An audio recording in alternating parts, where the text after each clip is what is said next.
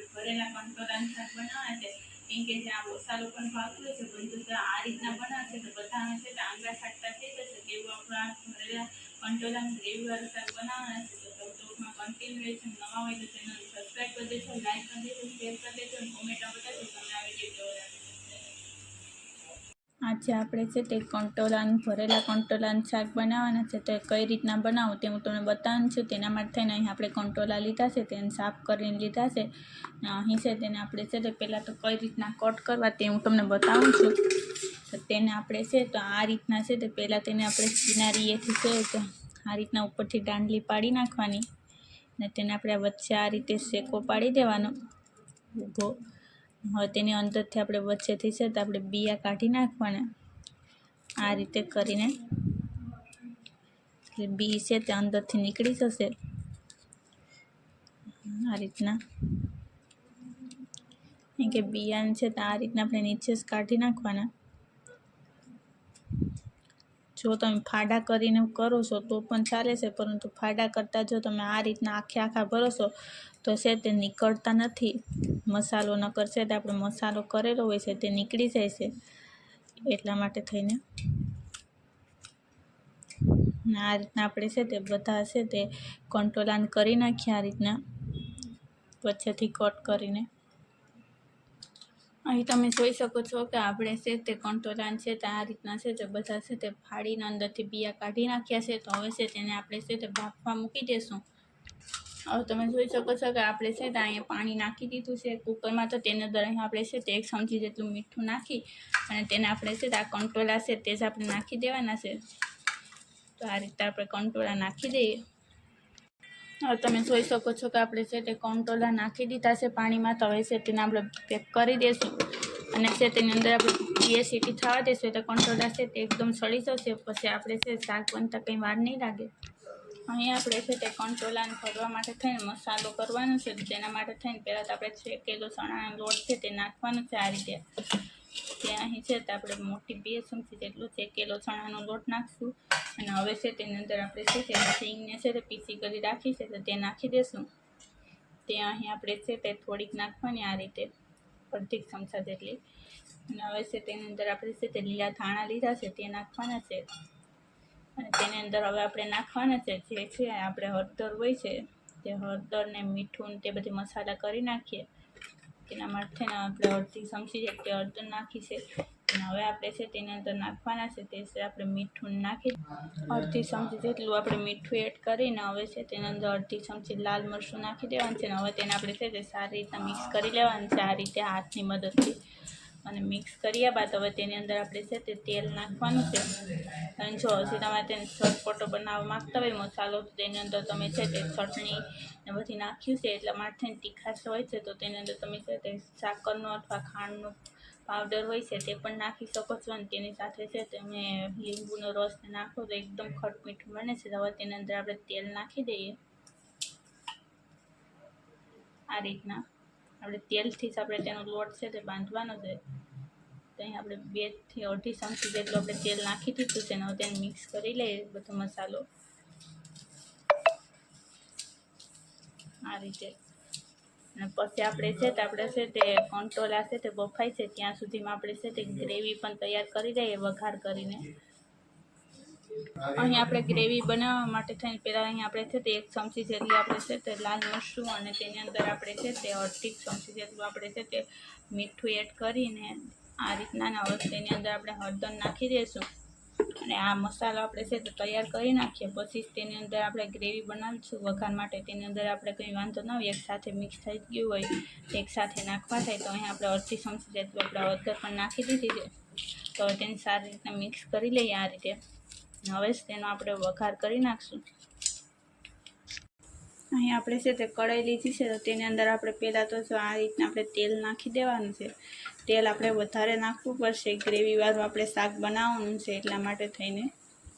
અહીં આપણે છે તે 5 થી 7 ચમચા મોટા ચમચા જેટલું આપણે તેલ નાખવાનું.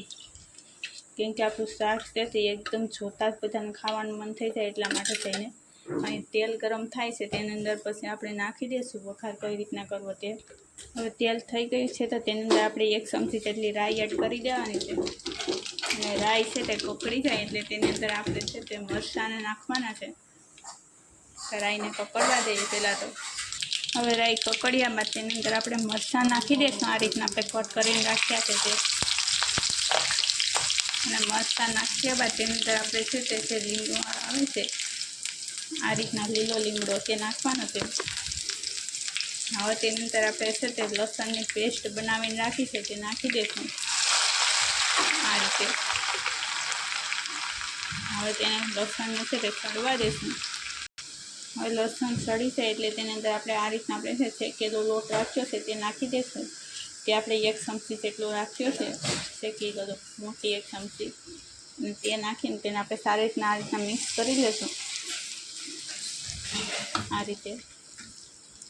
અહીં હવે તેને નાખ્યા હોય તેની અંદર આપણે હિંગ નાખવાની છે 1 ચમચી જેટલી. હવે તેની અંદર આપણે છે તે આ રીતના આપણે મસાલો છે તે ચટણી ને મીઠું ને નાખીને રાખ્યો છે મિક્સ કરેલ તે નાખી દેવાનું છે. અને તે નાખીએ હવે તરત જ આપણે છે તેની અંદર દહીં નાખવાનું છે. મોટા 2 ચમચા જેટલું દહીં નાખશું. હવે તેને આપણે સારી રીતના મિક્સ કરી લઈશું, હલાવતા રહીશું આ રીતના. હવે તેને આપણે પાકવા દઈએ. હવે તમે જોઈ શકો છો કે આપણું સારી રીતના દહીં પણ છે તે વઘારમાં મિક્સ થઈ ગયું છે. તો તેની અંદર આપણે છે તે પાણી એડ કરી દઈશું આ રીતના. હવે 1 ગ્લાસ જેટલું પાણી નાખ્યું છે. હવે તેને આપણે ઉકળવા દઈશું કે આપણા કંટોલા છે તે પણ સડી ગયા છે. તો તેને આપણે ભરી લઈશું. ત્યાર લગન તેને આપણે ઉકળવા દઈએ ધીમો ગેસ રાખીને. હવે તમે જોઈ શકો છો કે આપણા છે તે બફાઈ ગયા છે કંટોલા. બફાતાની સાથે છે તે કટ પણ થઈ ગયા છે. અડધા પણ આ રીતના થઈ ગયા છે અમુક. આ હવે છે તેને આપણે બહાર કાઢી દઈશું આ રીતના. હવે તમે જોઈ શકો છો કે આપણે કંટોલા છે તેને બહાર કાઢી નાખ્યા છે. તો તેની અંદર આપણે છે તે મસાલો ભરવાનો છે. કેમ કે ગરમ છે એટલે છે તે તૂટી જવાની સંભાવના રહેશે. પરંતુ જો તેને આપણે ગરમ હોય છે ત્યારે પણ તેને ભરી શકીએ છીએ. તો અહીં આપણે છે તે મસાલો બનાવીને રેડી કર્યો છે તે આપણે ભરી દઈશું આ રીતે. આ રીતના આપણે છે તે મસાલો ભરી અને આપણે છે તે એક પેલામાં કાઢતા જવાનું છે. આ રીતના મૂકી દઈશું. આ રીતના આપણે બધા ભરી લઈએ. એ બાફવામાં છે તે આપણા તૂટી ગયા છે કંટોલા. એ બફાઈ જાય એટલે છે તે આપણે હલાવીએ છીએ તો તૂટી જતા હોય. તમે જોઈ શકો છો કે આપણે છે તે બધા છે તે ભરી લીધા છે કંટોલા. ઘણા છે તે આ રીતના આપણે આખા ભર્યા છે, તો ઘણા છે તે આપણે આ રીતના અડધા ફાડા કરીને ભરી લીધા છે. તો તેને આપણે નાખી દેવાના છે વઘારની અંદર. આપણું વઘાર છે તે સરસ મજાનું છે તે ઉકળી ગયું છે. તો તેની અંદર આપણે છે તે નાખી દઈશું આપણે એક એક કરીને આ રીતે. અને પછી આપણે છે તે હળવાશથી છે તેને આપણે હલાવી નાખશું. બહુ નથી હલાવવાનું.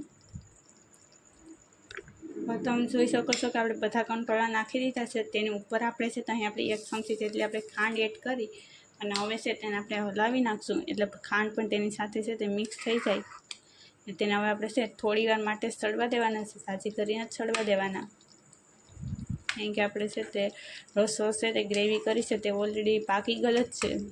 એટલા માટે થઈને તેને આપણે થોડી વાર માટે થઈને આપણે હલાવીશું આ રીતના. બહુ નથી હલાવવાનું. હવે તેને આપણે સળવા દઈએ 2 મિનિટ માટે. હવે તમે જોઈ શકો છો કે આપણું શાક છે તે રેડી થઈ ગયું છે. 2 મિનિટ થઈ ગઈ છે. તો ગેસને આપણે બંધ કરી દઈશું અને તેની ઉપર અહીં આપણે છે તે લીલા ધાણા આવે છે તે આપણે લગાવી દઈશું આ રીતના. એટલે તેનો ફ્લેવર છે તે આવી જાય એટલા માટે થઈને. હવે છે તેને આપણે નીચે ઉતારી લઈશું. અહીં આપણે શાકને નીચે ઉતારી લીધું છે. તો તેને આપણે છે તે સર્વિંગ આપણે છે તેની અંદર આપણે કાઢી લઈશું પ્લેટની અંદર. જેમાં આપણે સર્વ કરવાનું છે તે સર્વિંગ પ્લેટમાં આ રીતે. કેમ કે ભરેલા કંટોળાનું શાક છે તે એકદમ ટેસ્ટી એવું જ બને છે. જોતાં જ ખાવાનું મન થઈ જાય છે તેવું થાય છે. અને આની અંદર તમે છે તે રોટલા સાથે પણ સર્વ કરી શકો છો ને રોટલી સાથે પણ ખાઈ શકાય છે આ શાક. અને આ રીતનું તમે બનાવો છો તો જેને નથી ભાવતું તે પણ છે તો આપણું શાક છે તે ખાવા માંડી જશે કંટોલાનું.